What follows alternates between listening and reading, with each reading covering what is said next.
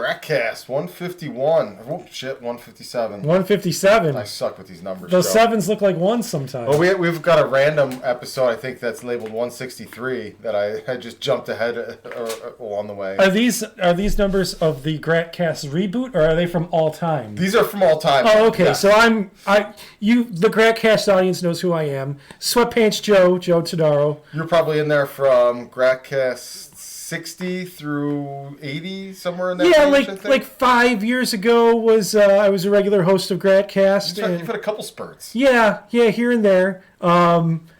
We got burnt out for a little while and stopped Gratcasting. Well, Gratwick was kind of in a stagnant position, so there wasn't a lot to talk about. Yeah. We just kind of ran out of steam for a while and then took a break. Yeah, but you've been back very regularly now. And too regularly, growing by leaps and bounds from where we were when I left. Joe, I think we're pushing 80 subscribers. There you go. Look out! That's like 79 more subscribers than we had when I left. So. But we've got high production value across 5 platforms now, Joe. Yeah, we sure do. We're shouting into the void on 5 different platforms. They'll find us if we're out there. They'll find us. So. All right. So Joe's sitting in today because Andrea is doing a focus group. Oh. Yeah. For some reason they want her opinion. They're paying her the big bucks for it. So she's down in Valley Village. Okay. Yep. Not too far. Yeah. Doing something there. Joe, welcome to the show. Yeah. As you've already stole my thunder here, you've been a previous host. Yeah, but my first video incarnation of the host, so that's cool. Yeah, you're actually coming with your own brand here this time, I think. I have formed SweatPantsJoe Eats since our final Gratcast together, and I've been doing that for a couple years now on YouTube. Check it out, SweatPantsJoe Eats.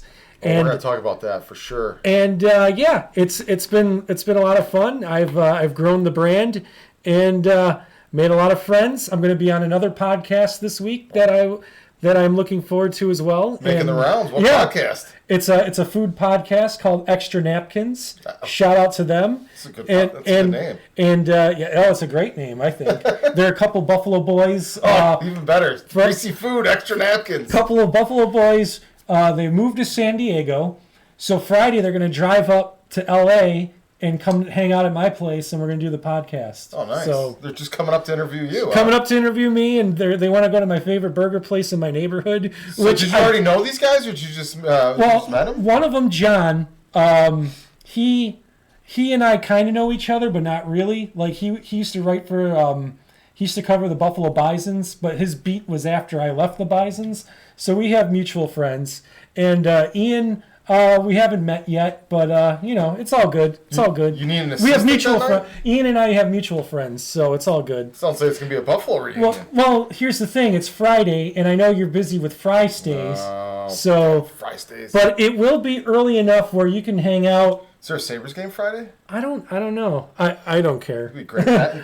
Great background though for the whole shindig. I haven't watched a Sabres game. I think I've watched 2 periods of a Sabres game all season. Well, they got their 10 straight win streak out of the way early this time. Yeah, they got it out of the way, and now they've lost like 5 in a row. So yeah, they're bums. Yeah, go get them.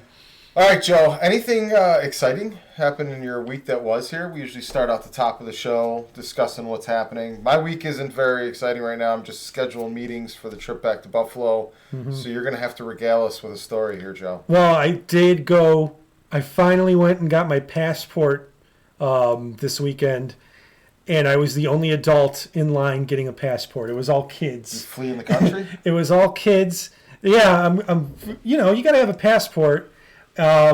So it was literally... You know when shit's going to go down. It was literally families. It was Armenian families and Latin American families bringing their kids to get their passports so they can go visit their motherlands. And then there was me. So that was what my weekend was. So is this the normal passport process where there's a long turnaround before it finally comes back?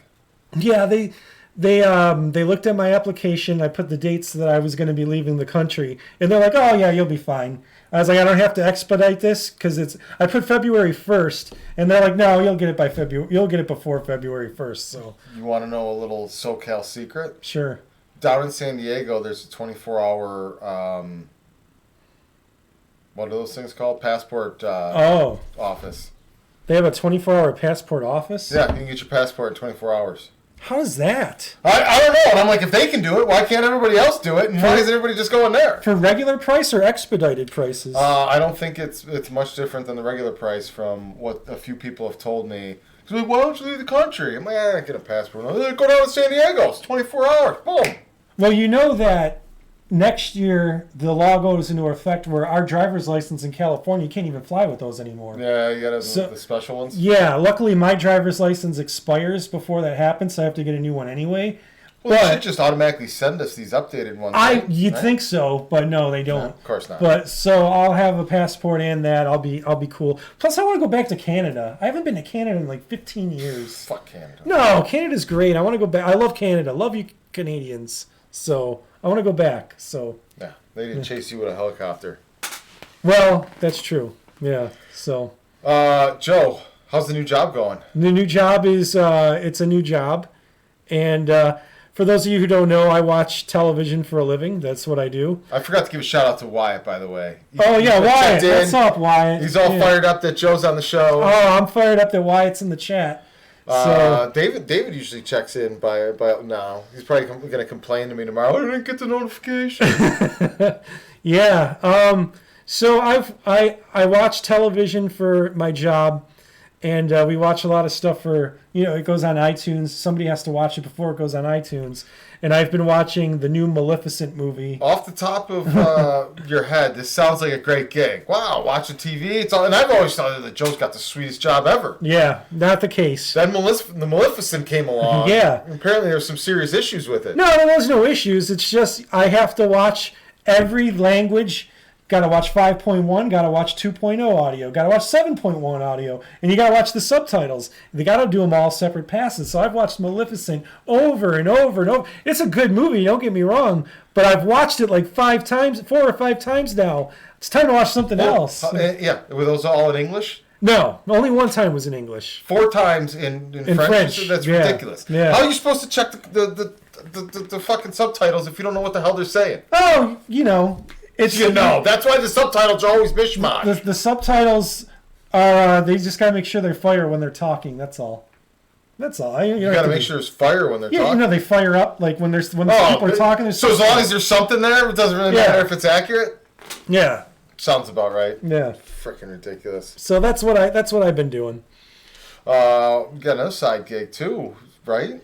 Well, I joined your ranks and I started doing Amazon Flex.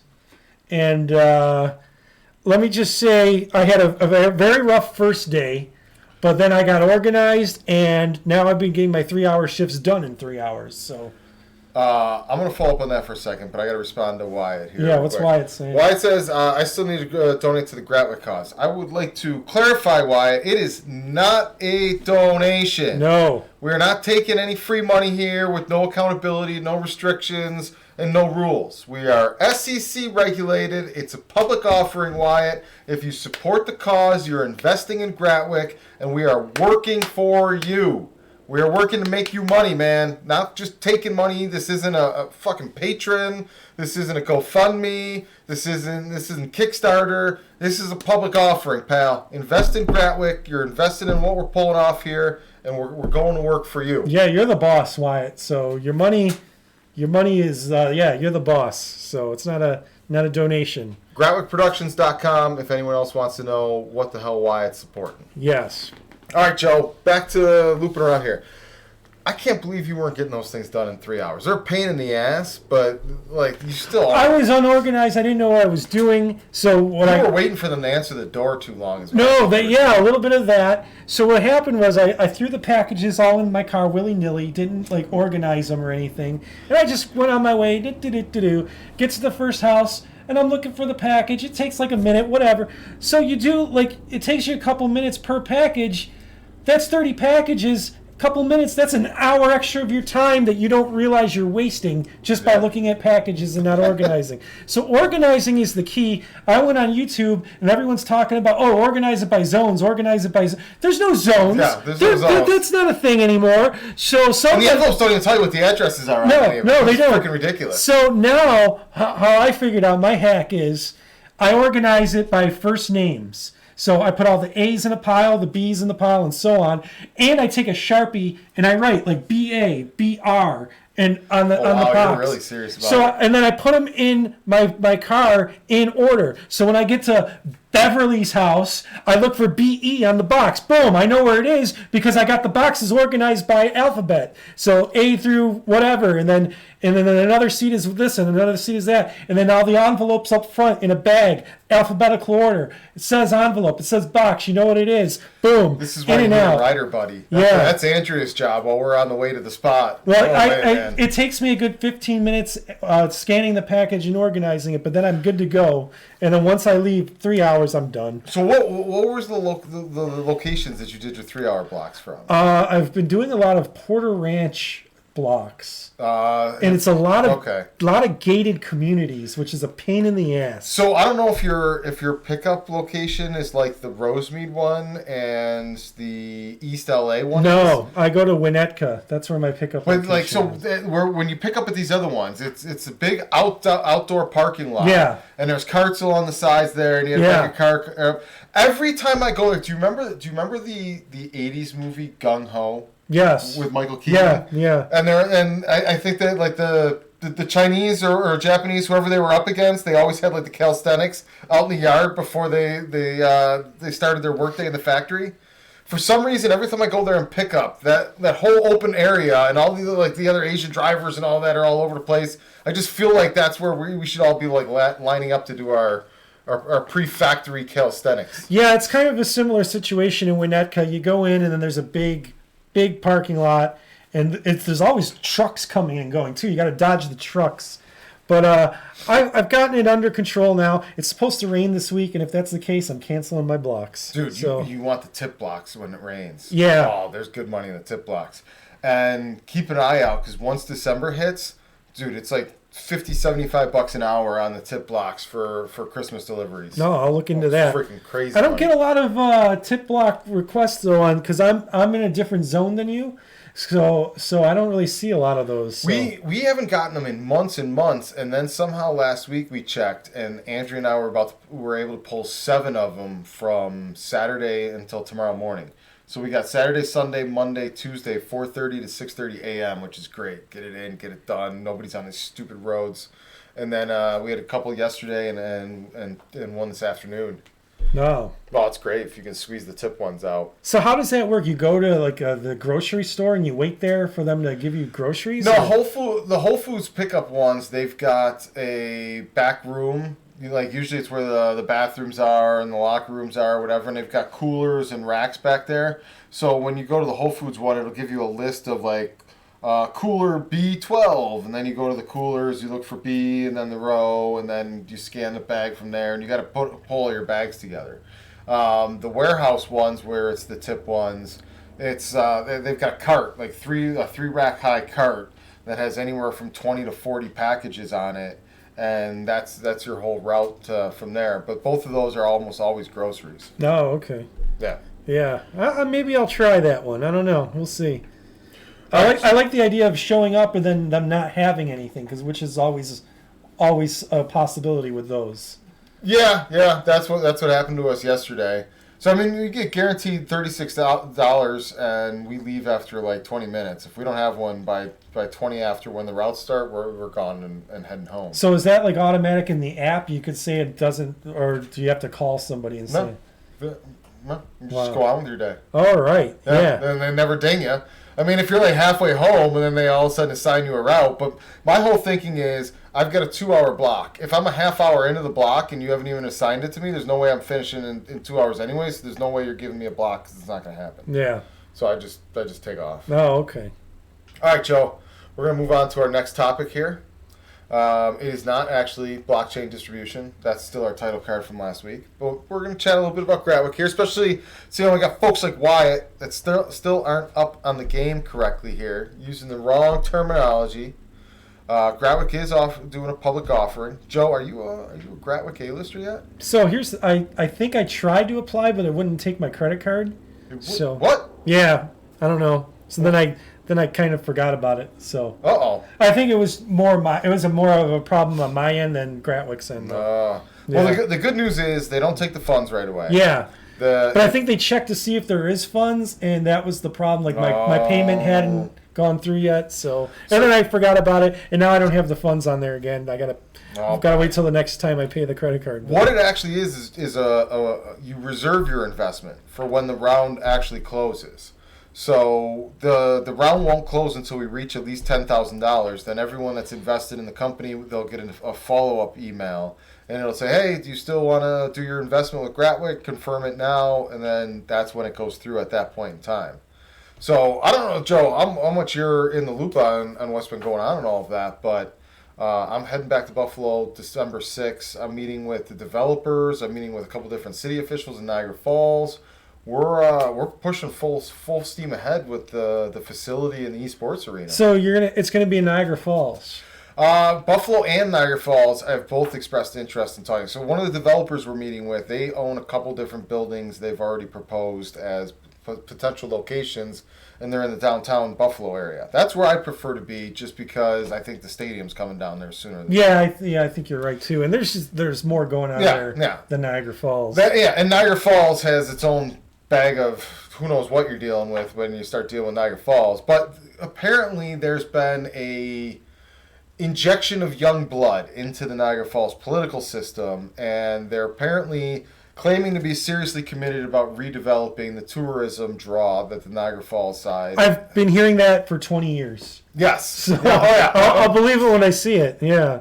I don't want to bash Niagara Falls. Niagara Falls is great, but there's a reason why like bars don't stay open on 3rd Street in Niagara Falls anymore, because nobody goes to Niagara Falls. For those that don't know, I'm sure you've heard of Niagara Falls. It's one of the 7 wonders of the world. No, it's actually not. Did you? It really isn't? Yeah, it's actually not. They've been selling us a lie our whole lives in Buffalo? Yeah, the Niagara Falls is actually not one of the 7 wonders of the world. That's horseshit. So that's what they told us growing up, man. It's actually not. It's not. So. Is it even the honeymoon capital of the world? Which, if you're coming there for your honeymoon, I feel so sorry for you. I imagine that's probably still the nickname, but I doubt it. So the Canadian side looks like a mini Las Vegas over there. There's lights, attractions, all sorts of stuff to do. It's amazing. It's wonderful. The American side is basically surrounded by a ghetto. Yeah. And they've started building apparently some hotels and stuff around the Niagara Falls downtown area. So they're in a big need for indoor entertainment that can draw large crowds of people in the winter. You know, the Rainbow Mall is a big empty mall right now. That would be a good location. That whole area they're looking to redevelop, and one of the people we've been talking to, they're looking to put a entire multi-freaking package proposal together that has all sorts of different entertainment centers that are connected by walkways and tunnels inside, so you can get from the one to the other without ever having to go outside, almost like a Las Vegas Strip type setup with all of that. And one of the people we spoke with, they love the idea of the studio and the arena being right in the middle of all of that, all connected through the walkways and all the stuff along there. So it's exciting stuff to talk about. It's an eye-opening experience to kind of learn and go down this whole path of packaging a real estate deal and all of that. It's freaking... Every day is a learning curve. So is the plan eventually, like if this all goes down, for you to move back there? I would be back there as much as needed, as long as it's not like midwinter. But even saying that, I'm going back from in the middle of December right now. Yeah. Actually, that's early December, and that's actually not a bad part of December to go. It's like when you're going towards like January, that's when it gets really cold. So the goal is to be able to be back there, have the whole operations there, go back there for productions and stuff like that, but also have a sales agency out here in LA. Eventually, if the digital media fund and the entire model works correctly in Buffalo, we plan on setting that up and replicating it in film communities throughout the country. So I don't plan on being at all of those places at the same time either. But the goal is to make it operational and self-sufficient, but based out of Buffalo, so it's employing people from our community, and the first artists and creators that are benefiting from the whole thing will be Western New York creators. Yeah, all of you Damon College esports majors. No, dude, there's like 5 colleges around there now that got esports programs. Yeah. We've been talking to a couple different... Did you ever hear Game On? Well, that was back in Buffalo? No, what is that? It was like the only esports land center that was in the Western New York region. But these guys were like unfortunately too far ahead of the curve. Like they had a cool thing, a good thing before the esports buzz really started taking off. So like I think it was 2-3 years ago now they had to close their doors because they just couldn't make the numbers and everything work now. And that was right before really the everyday person even knew what the hell esports is. And so a lot of these guys have dispersed throughout the community, and they were looking for jobs to either leave the Buffalo area for esports opportunities outside of Western New York, or they were getting opportunities as like the head coach of Madai and the head coach for Villa Marie and all these different schools now that have esports programs.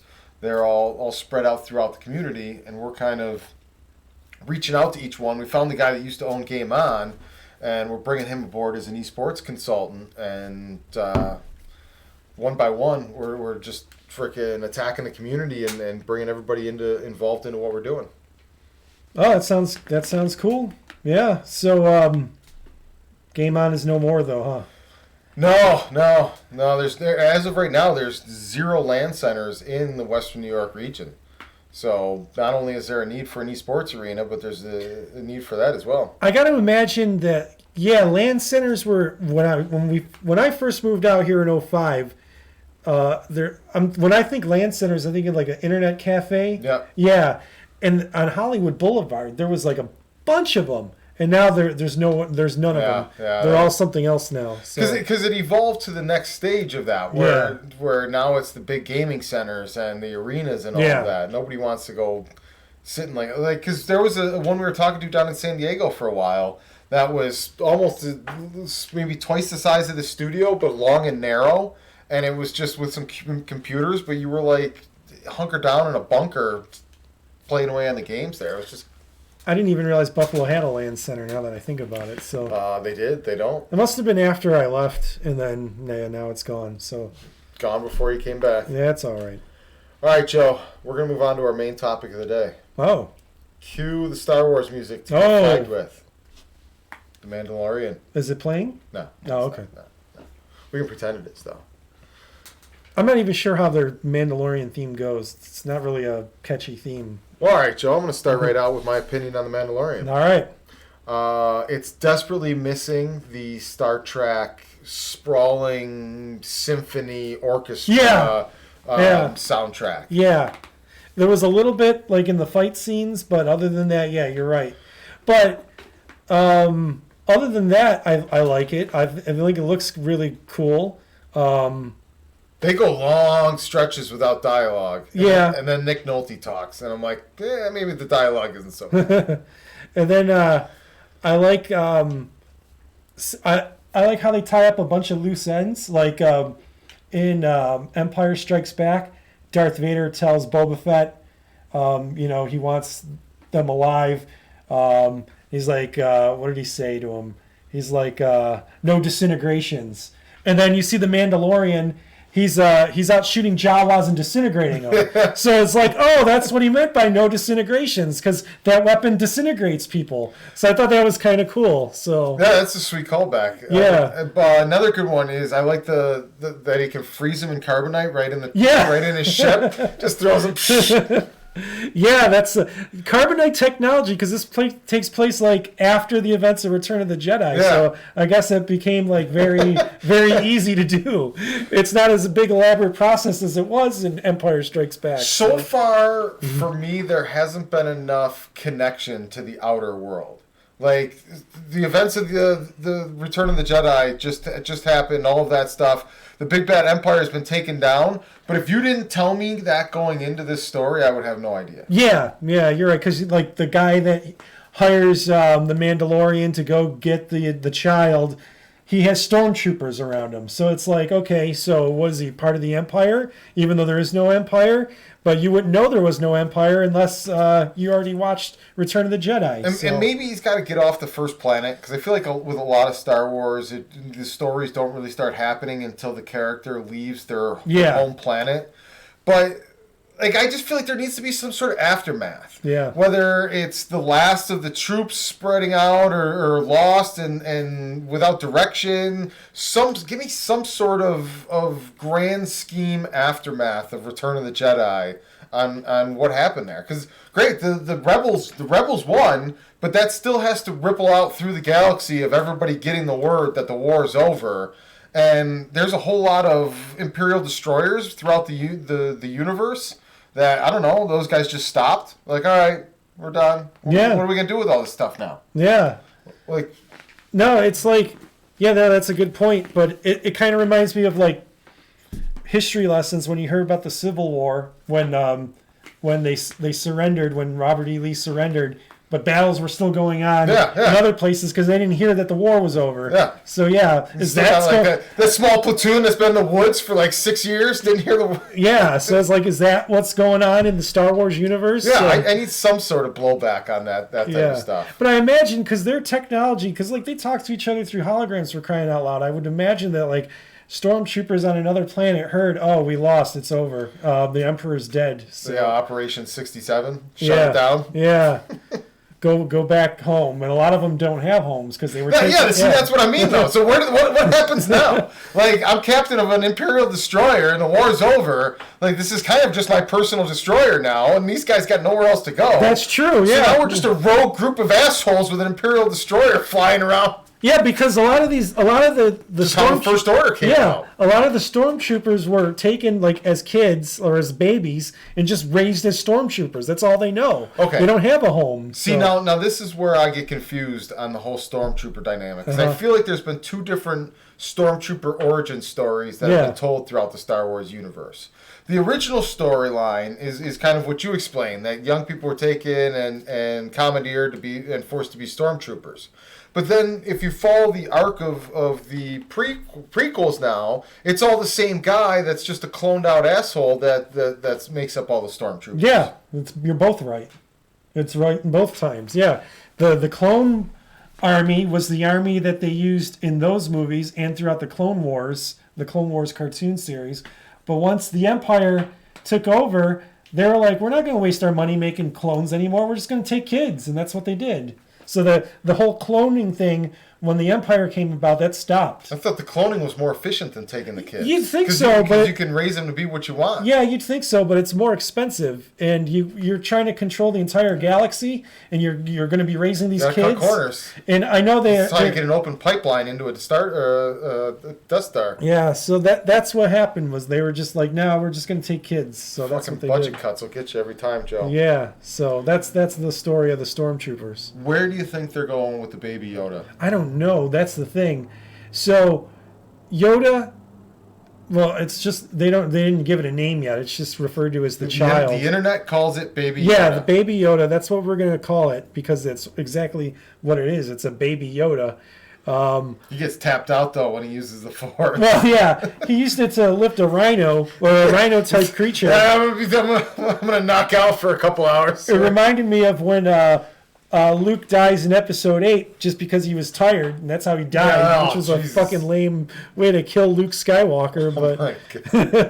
But yeah, like, so we've only seen 3 Yodas in the entire Star Wars universe.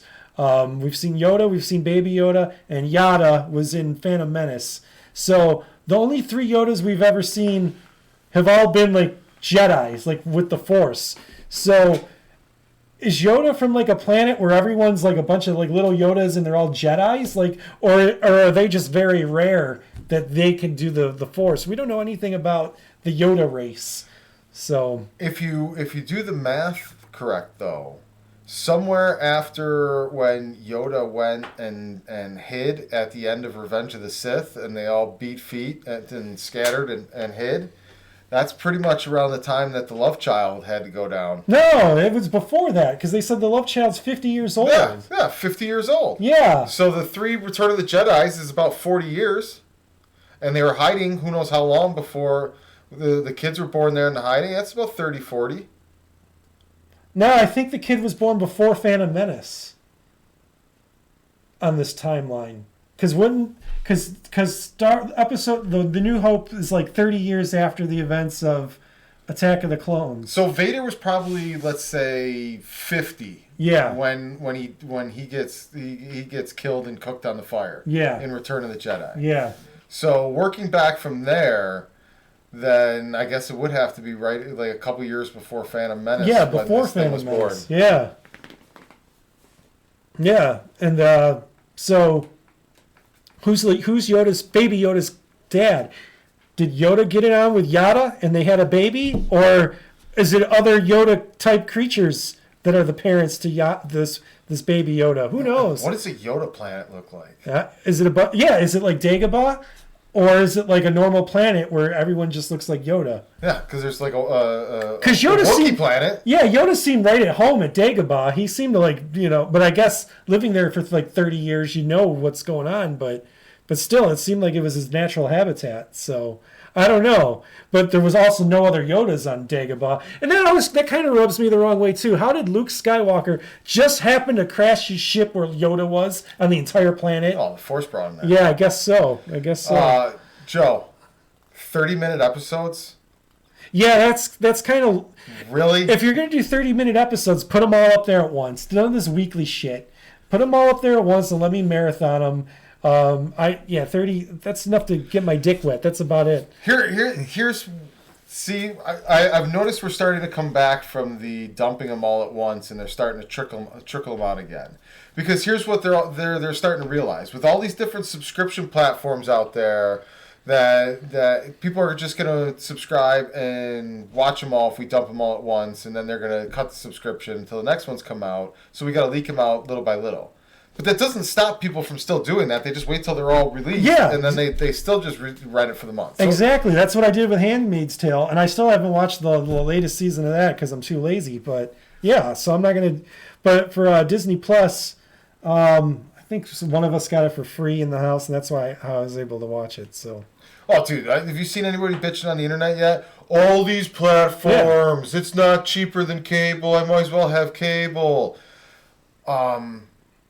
That's entitlement, man. Yeah. You don't have to have all the platforms. This is the choice. With cable, you have to have all of them. You can't pick and choose. And then I think where it's going to ultimately settle is I think people aren't going to have a year-round subscription to every single platform. I think a couple months a year, you have a Disney Plus platform, you watch all the shows, da-da-da-da. Then you have Netflix for a couple months, watch all the new shows, da-da-da-da. Then you have freaking HBO Plus, watch all the shows. Round and round you go, and you catch everything when the seasons are of your favorite shows. Or you just get together with your friends, and like one person subscribes to one, the other subscribes to the other. You just share passwords. No, they're starting to crack down. They say they're starting to crack down on that. Oh, they're cracking down. Oh, I'll believe it when I see it. All right, so overall, Mandalorian? I like it. I'm interested to see where... Brian Posehn, by the way.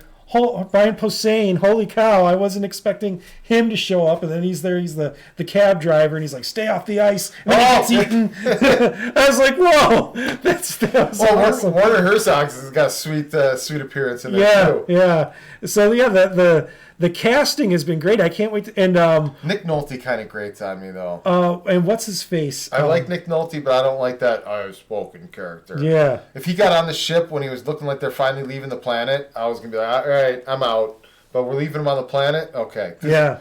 Like, if I had to rank it right now, he's right behind freaking Jar Jar Binks in most obnoxious. I don't think he's that obnoxious. All right. Who's the second most obnoxious character in the Star Wars universe? That Asian chick in the last movie that was just out.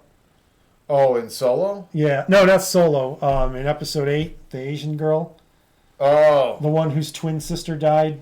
Oh, I don't think she's got enough FaceTime to be that bad. I don't like her one bit. All right. Yeah. So.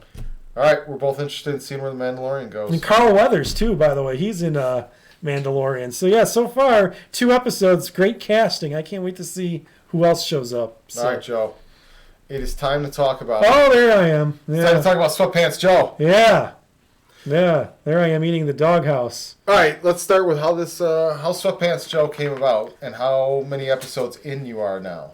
How it came about was... I was watching these videos on YouTube one day, and I thought I should just make a channel like that, because I always liked the idea of doing a YouTube channel And I wanted to do a gaming channel where I do video game reviews, but those are very, very time consuming and they take a lot of editing.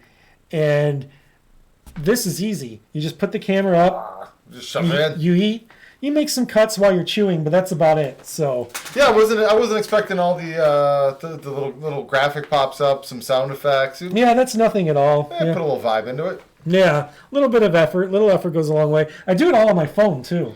I don't do any editing on a computer or anything. It's all done on the iPhone. Nice. So let's dive right into the chicken turf wars you were hinting at before. What's going on in Los Angeles here? So in Los Angeles, I don't know, it's happened probably over the last year and a half or so. We have a Nashville hot chicken turf war going on, where there's new Nashville hot chicken places popping up everywhere. And it's not just restaurants. I'm talking like car washes by day, Nashville chicken by night. Tents just popping up on the street serving Nashville chicken. And it's just insane. You go on Yelp and you look at them all, and there's a list that's crazy, crazy long list. So I started checking them out, and then I kind of unofficially am doing a Nashville hot chicken tour of Los Angeles, where I've reviewed a few of them already, and I've got another one in the can that's going to go up this week. What place? Angry Chicks. Oh. Yeah. And where's that? They're actually opening their third location. There's one in Hollywood, one in Van Nuys, and they're opening a third one in Encino. Where's the Van Nuys one? Sepulveda and Van Owen, I think. Yeah, it's not too far. All right. But yeah, they're good. Everyone is good. I can rank them from 1 to like whatever, but it's not like the drop off between one and the last one is huge. It's like they're very good. And it's awesome. Have you had Marcella's food truck yet? No, I haven't. It's usually around the grocery outlet store on Glen Oaks. They're a Belgian waffle food truck. Yeah. But they're as far as I know, one of the first that, because like about a year ago they had on their Belgian waffles, they had the Nashville chicken on it and all of that. So if you're gonna you gotta put them in your contest. I'll have to check them out. But yeah, so we have so there's one. I don't know if you heard of Howlin' Ray's. Howlin' Ray's is in Chinatown, and 2-hour wait minimum just to get a chicken sandwich at this place. And everyone's like, Joe, you need to go to Howlin' Ray's. I'm like, I'm not going to wait 2 hours in line for a chicken sandwich. I'm surprised you can't make reservations if it's that serious. No, it's like in a food court, and they're only open till like 7:00. And don't people you can't work? Order ahead, anything? Don't people work?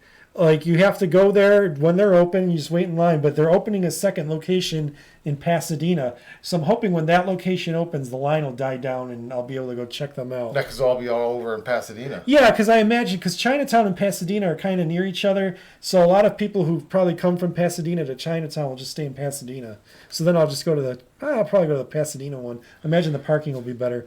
I mean, I just don't understand how many different things you can do with fried chicken. No, they're all very similar to each other, but they all have their different take on it. Like one of them has usually really the sauce? Yeah, it's like a recipe.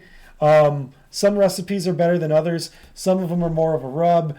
Some of them are fat, like tenders. Others are like the skinny tenders. So they all have their own. Some of them use King Hawaiian rolls. Some of them use French rolls. Some of them use brioche buns. So when the Popeye's chicken sandwich had its big scarcity, and then it briefly came back, and they're like, "Well, we've got the chicken, but we don't have the roll, so you got to bring your own roll." Do you remember when that went down? Yeah, I remember when that went down. I was laughing. I was like, "Dude, fucking really? Like, who gives a shit about the roll? Like, come for the chicken sandwich." But I don't know, like, how many Popeye's chicken sandwiches you've had so far. But that fucking roll is actually really, really good. Yeah, it melted in your mouth. I went to the Popeyes to get the chicken sandwich the day it came out back in August because I knew the hype was going to be crazy. So I was there the day it came out, and there was no hype yet. And I reviewed it. I got it on YouTube. Like the next day, Popeyes was tweeting about it, and then that's when Wendy's started chirping at them, and that's when it all started. It was when Wendy's started killing each other. Wendy's, I think, was the ones that actually initiated it, because they're like Popeyes and Chick-fil-A are arguing over who's got the second best chicken sandwich in fast food, and then everyone was like, oh yeah, then that's when the whole rush started. And then when they brought the chicken sandwich back like last week or 2 weeks ago, the lines were crazy again. And I was like, okay, the chicken sandwich at Popeyes is good, but I could go to any other place here in Los Angeles and get a better chicken sandwich and not wait in line. And that's what I'm doing now. So. Well, you know what the great thing about not having a lot of viewers on Gratcast is, Joe? What's that? We can give hot tips like my secret Popeyes out here that doesn't have lines. Yeah. There's a Popeyes that shows up as closed on Google Maps, so everybody thinks it's shut down and not to go there, but it's actually still open, and it's at Van Nuys and Glen Oaks. You can walk right in. I actually think the price is pretty low for the chicken sandwich. What would you say the average price is you're running into for these chicken sandwiches? Well, when you go to the Nashville hot places, they're pricier, but I would say a Popeyes chicken sandwich shouldn't be more than like $3.50. Yeah, it's $3.99. Yeah. I don't know. Like, I mean, fucking they're charging $4.99 or whatever for a Big Mac these days. Yeah. And I think you're getting a whole lot more meat out of a chicken sandwich. Oh, you sure are. Yeah, especially at Popeyes. Their patty's huge. Yeah. The chicken patty at Popeyes is like twice the size of the Chick-fil-A and the Wendy's one. Yeah, it's a no-brainer. I think Popeyes, you got to go spicy. Spicy's the way to go. Yeah. And like, what kind you want? I'm like, yeah. Is there two kinds? And so, but I think Popeyes has the best, like, as far as the fast food chicken sandwiches go, yeah, you got to go Popeyes. And then, yeah, who actually has an underrated chicken sandwich is Burger King. Theirs isn't bad. Dude, have you noticed that the Burger King is like fallen off the radar of everybody? It's a ghost town. Every time I go past a Burger King, there's nobody in lines for Burger King anymore. I don't really know anybody that stops at Burger King anymore. I don't even know how they're still open. Like, they'd be better off as a drug front right now because they're not selling burgers. I think that out here there's just so many different choices, and a lot of them are better than Burger King. Like, I find that Burger King, their burgers and their chicken sandwiches are good. Everything else they have sucks. Yeah. Like, if the chicken fries suck, their tenders aren't that good. The tacos were good when they were $2 for $1. Now they're $1 each, so fuck that. It just seems like there's nothing unique and standout about Burger King anymore. They're just freaking lost in the wilderness. Yeah, Burger King. You guys used to be a contender, but. All right, Joe. We're gonna move on to the next subject, which is Discord questions. Oh, okay. But the Discord questions are all focused around you, Joe. Oh. So you're still gonna be talking Sweatpants, Joe. All right. Just with a different background. All right, Joe. The first question we have. Do you say who asked the questions, or you just wrote down the questions? I didn't write down the names. Oh, I would like to know who asked. No. So I can address them. Nope. Well, I can make up names if you like. That's all right. All right. Sam asks, what is the favorite review that you've done so far? That's a good question, Sam. Honestly, I would have to say I don't remember the name of it. The bourbon honey? No, it was the smokehouse chicken, the smokehouse rotisserie chicken from Church's Chicken. That was probably the most pleasant surprise. That was the first one I ever gave a Sunshine Lollipops and Rainbows rating to. Oh. And I was just so pleasantly surprised with how good it was. I was going in thinking, okay, it's going to be. You knew on the Churches at that time? No. This was like, because Church's is just fried chicken, but this was. Yeah, but it's the best of lunch. But this was a rotisserie chicken, and I didn't know ahead of time. I've never had it before, and it's only available in the summer. Like, we can't go to Church's now and get it, but I was just like blown away. So I think that was probably my favorite review, was that the Church's Chicken one. Does Church's Chicken have a chicken sandwich? They've got. They got like a value chicken sandwich, like the McChicken version. Yeah, they don't have like a good one. I just reviewed Pollo Campero's chicken sandwich, and I'll put that up there with any of the other ones. Pollo Campero's not as big a chain nationally. I never give that place a shot. It just looks kind of Mickey Mouse. Okay, so you go to Pollo Campero. Their chicken sandwich is awesome. They've also got empanadas that are awesome. They got chicken empanadas that are really good. Their fried chicken's pretty good, but yeah. Well, if you think about it, a place like that, it's kind of like the 6 and 7 chicks in Los Angeles. They got to up their game up. They got to step up harder because they're in a land of 9s and 10s all over the place. Well, the thing with Pollo Campero is it's like El Pollo Loco started in Mexico. Pollo Campero, I think, started in Guatemala. So their customers are just going to go to it anyway because they grew up, like same with Jollibee. It started in the Philippines. Sounds like they put a lot of cilantro on stuff. Yeah, so, well, no, they don't. But it's Pollo Campero is pretty good. I don't think their chicken is as good as, like, say, Church's, but their chicken sandwich is just as good as the other places. And their empanadas are the way to go. Get, like, the three empanada combo. And they've got their beans. Their Mexican beans are amazing. Get the beans at Pollo Campero. Where do you land on the crazy chicken?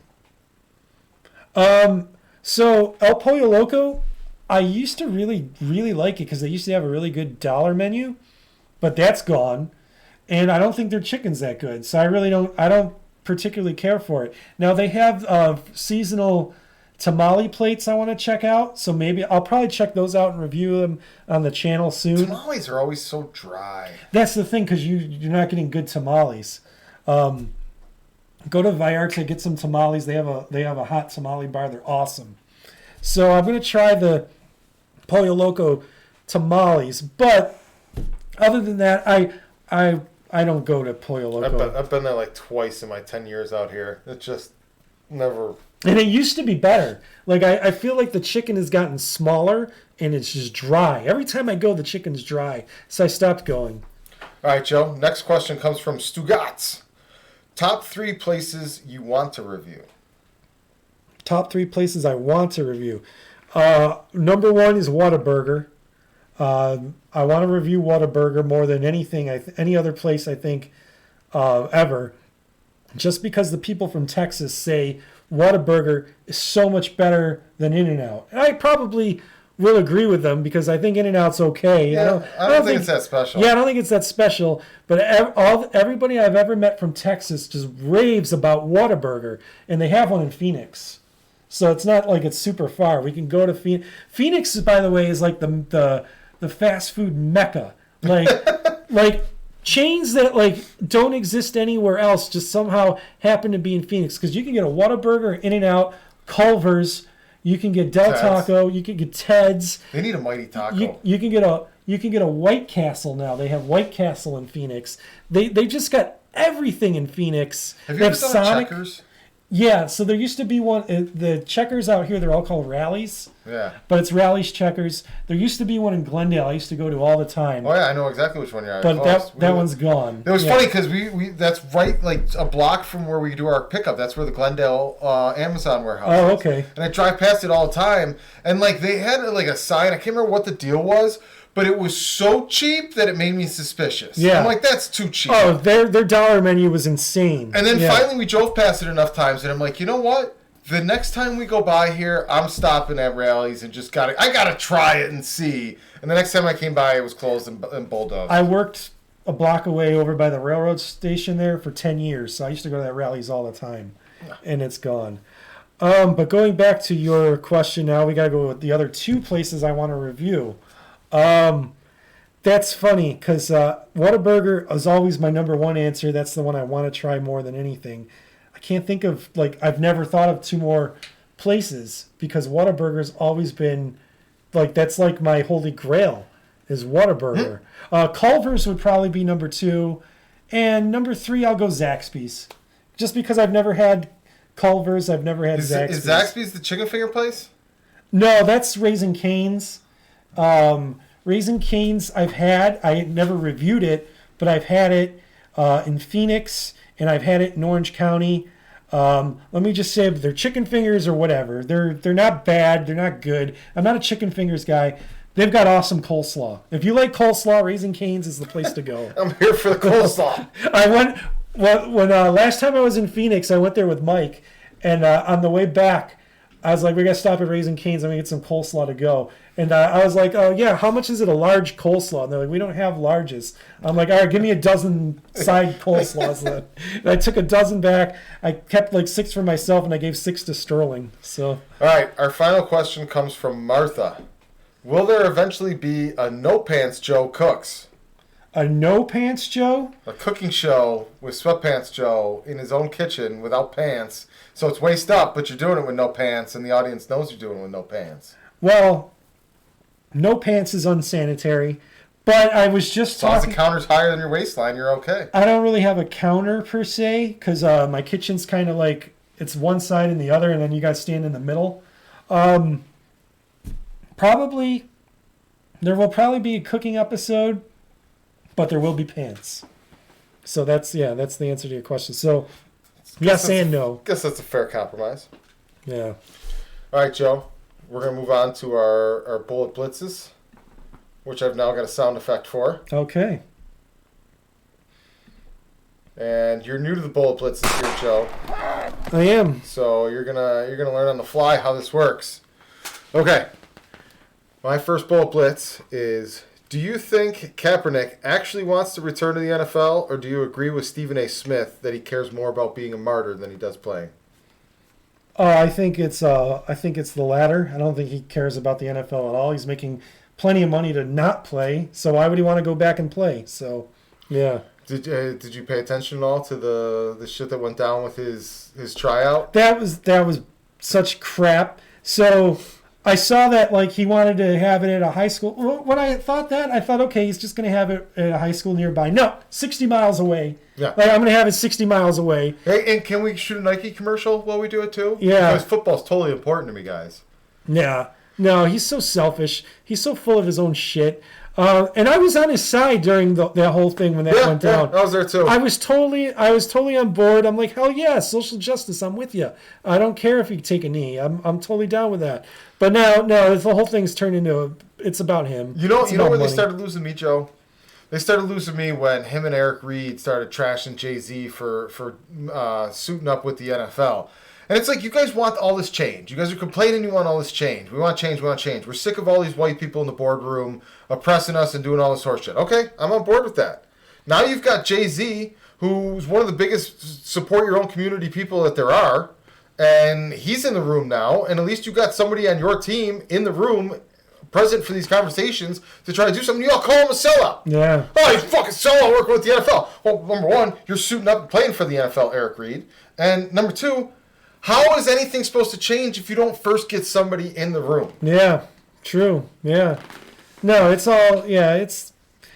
okay, Kaepernick, if it was Patrick Mahomes taking a knee, Patrick Mahomes could take a knee and still start because he's Patrick Mahomes. It's Colin Kaepernick. You're a backup quarterback. You're what, maybe the 100th best quarterback in the world? So don't even... Yeah, that's the thing is they need a white franchise quarterback to take that flag up, and freaking that's when it can't be ignored anymore. Yeah. So. All right, Joe. So the way this works now is I play the sound effect again, okay, and now you have to come up with a bullet blitz that we both answer. Okay. Has the sound effect played? The sound effect has played. Okay, we can't hear the sound effects. I'm sorry. My bullet blitz is straw ordinances. Oh boy. What are your thoughts on straw ordinances? For or against it? Are you for the straw ordinance or are you against the straw ordinance? I don't like my straw sticking to my lip. And it happens all the time with paper straws. Okay. They get moist, they stick to the lip there, da-da-da. And, like, I'm all for save the planet, whatever. I mean, regardless of whether global warming is or isn't a thing, like, if we can do less damage, all the better. However, I feel like there's a lot of things higher on the fucking up the world list than the freaking plastic straws. Am I wrong here, Joe? No, the straw ordinances that drive me nuts just as much as that is, so you go to 7-Eleven and they're like, oh, we're part of the straw ordinance. So they just keep their straws at the register rather than with the big gulps. They're part of the straw ordinance. This is like a secret society now? Well, yeah, that's the thing. Like, you have to ask for a straw is like their policies. Well, I like, thought they had to be paper. No, they have the same plastic straws at the register, but they're just at the register now. They're not with the big gulps. What is that changing? It doesn't change anything, so what's the point? So I gotta be like shamed now to ask for it instead of just grabbing it myself? You don't even have to ask. They're literally right there at the register. You just take it and go. They're not with the cups. They're just like, we're part of the straw ordinance now. Well, this seems just absurdly ridiculous. It is. The whole thing's stupid. But yeah, you're right. Like, I'm all for being better in the environment. If you can make a plastic straw that can be biodegradable over time, great. Because you can't pick your teeth with a paper straw. Have you ever tried doing that? Forget it. If you got food in your teeth and you got a paper straw, you're going to have food in your teeth until you get home. Maybe we could get just the tip. plastic so we can still use it? That's that's like 70% of the plastic we're reducing still. I like that idea. Just the tip, just the plastic tip, and then just the tip straws. Yeah, I like that idea. We got a business model here, Joe. I like that idea. All right, my next bullet blitz is: do you think Epstein killed himself, Joe? Now, before you answer this question, I believe that did Epstein kill himself is the new Who is John Galt. Do you know who John Galt is? John Galt is the guy who they were building that stupid railroad for in that book. Atlas Shrugged. Atlas Shrugged, yeah. You nailed it. All the important people kept disappearing because they got sick and tired of freaking producing and freaking getting punished for it. And then they would leave the note behind, who is John Galt? John Galt. So do you think Epstein is John Galt, or do you think Epstein is John Galted? I think the question is the real world version of who is John Galt. Because that was kind of like the answer for everything. Why is the world fucked up? I don't know. Who is John Galt? And I think that's what it is. Oh, I see. Hey, the world's fucked up. What? Did Epstein kill himself? I'm like, we all know the answer to the question, but like, what are you going to do? Is really the answer to the question. Yeah. But to answer the question, no. I don't think he killed himself. I think he was murdered by prison guards who were paid by somebody who wanted Epstein dead. So okay. So do you think the picture that they showed was in fact Epstein? Probably. Yeah, that was probably Epstein, but he was dead, so. See, the fact that they showed a picture so quickly after is the part that's super suspicious to me. Because when did they ever show us the picture? That's true. Yeah, they never show the picture. But this, I thought, okay, he's in prison. It's different. Name one famous bad guy that America has taken down, and they've showed us the picture. The Saddam's kids. Like literally that day they showed us their pictures. The two sons, Uday and whoever. Like I know we whacked his kids. Oh yeah, we whacked them before they whacked Saddam. They got his kids like that summer. They showed pictures of him. Oh yeah, that was like the big fuss was all the Muslims were pissed because they showed the pictures because they showed them blown to smithereens, and you know how the Muslim faith is you have to bury them like right then there and then they die. They actually dressed them up like a funeral, like they did the formaldehyde and all that, and made them look nice and took pictures of that, and that's what everyone got mad about. They got more mad about that than them dying. So. But yeah, Saddam's kids. But that's the only example I could think of. Yeah, like we never saw Bin Laden's picture. No, we never saw the other guy they just knocked off. We never saw Hitler, for crying out loud. It's been like 7 years. No. We never saw Hitler. So yeah, like the fact they tell you that hey, there he is, right away is what really had me super suspicious. I honestly think in a reverse John Galt scenario, instead of all the good people removing themselves from society, I think he's wherever the breakaway civilization is for the evil psychopaths and the uber 1%ers, and they've just put him in their little 1%er retirement home now. Who, Epstein? Yeah. Oh yeah. No, I think it was easier to just kill him. I think he's dead. But I don't think he killed himself. I think he was murdered. Because it's just easier than trying to hide him forever. So...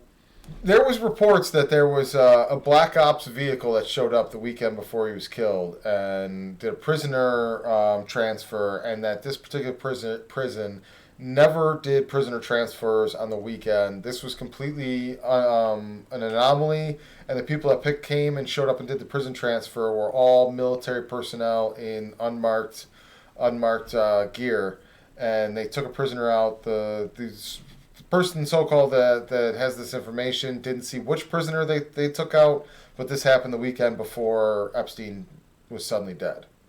So I think they swapped him out. No, you mean the weekend he tried to kill himself and then didn't? No, this was the weekend before. I don't know. I think he ended up dead on a Monday or Tuesday. Yeah. This happened on Saturday. Remember he died, but he had previously tried to kill himself and didn't succeed. And supposedly they tried blaming that on his cellmate so they could get him off of suicide watch faster. Oh, okay. Well, I mean, if that's the case, then yeah, maybe he's gone. But I think he's dead. I think he was murdered. I think whoever wanted him dead, it was just easier for them to kill him then How about this Ghislaine Maxwell chick? Gone. Ghosted. Like, if she's not buried 6 feet under already by now, then I got no respect for the deep state. Like, she's the key to everything, and there should be an international manhunt going on to try to find this woman. One final question for you, Joe. Okay. Why wasn't Epstein kept in a submarine doing circles in the Atlantic Ocean until his trial? Why was he in just another jail, just another guy? It's not the most important prisoner in the history of this country. Do they keep people in submarines, though? Have they ever had a prisoner this important before? I would think, like, I mean, don't get me wrong, what Epstein did was despicable, but at the same time, you got guys like Tim McVeigh, who was kept in a federal prison. Yeah, but what Epstein did isn't half as bad as what he knows everybody else did. Mm-hmm.